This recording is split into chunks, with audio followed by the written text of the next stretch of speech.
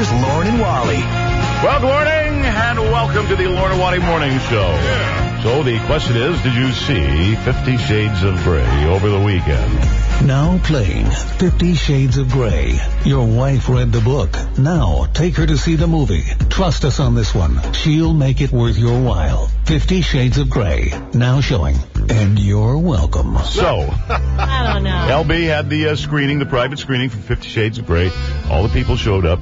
Hank, your wife and your daughter. My wife and daughter went. What? Didn't think there was enough sex in it. My Wait a daughter minute. said that. I mean, you know, Your daughter no. went to see it? Both Yeah, she daughters, went. right? No, actually, only one ended up going.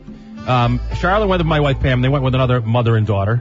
And Wow. It's you're right. There wasn't as much sort of sex in it as you thought. Now, the 50 Shades of Grey movie is just the first book. So a lot of people went there thinking it was going to be the trilogy in one movie. No. This is the first book, and then the second book will be another movie, and then the third book will be another movie. And they're under contract to do all three of them, too. So this movie is kind of, if you've read the three books, kind of cuts off very quickly. Just a warning. We had a great time. Everybody who was there was awesome. They were totally into it. It was neat. Woburn Showcase Cinema was a great place to watch. You can basically lie on your back and watch the whole thing. Wow. It was pretty appropriate. They had That is those appropriate. recliners. I have mixed feelings. You can put your feet up. Yeah, I have mixed feelings about this movie. On the one hand, it is a total fantasy, all right? And not everybody's fantasy, but it's like it's escapism at its best and worst, so to It's not that tittillating.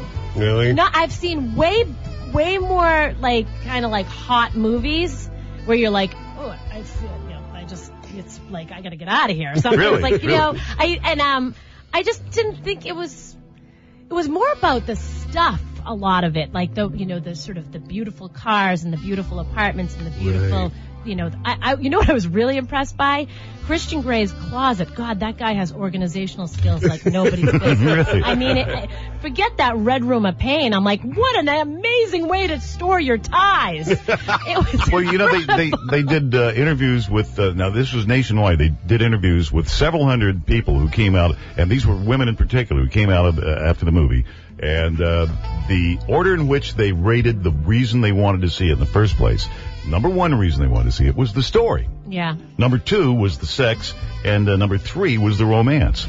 Go figure. What I thought about it is that I liked reading the book better than seeing it on screen because seeing it on screen made me realize how ridiculous the storyline is. I thought Dakota Johnson was adorable, and I thought Jamie Dornan was a little stiff, so to speak, as Christian Grey. I understand. And then the whole controversy. All right. It is a terrible message that this movie is sending. It's a terrible message about, dominance and stuff like that. Yeah. But I'm saying, but there is a double standard here because all these bloggers are saying, oh my God, this is a terrible message. This is terrible for women.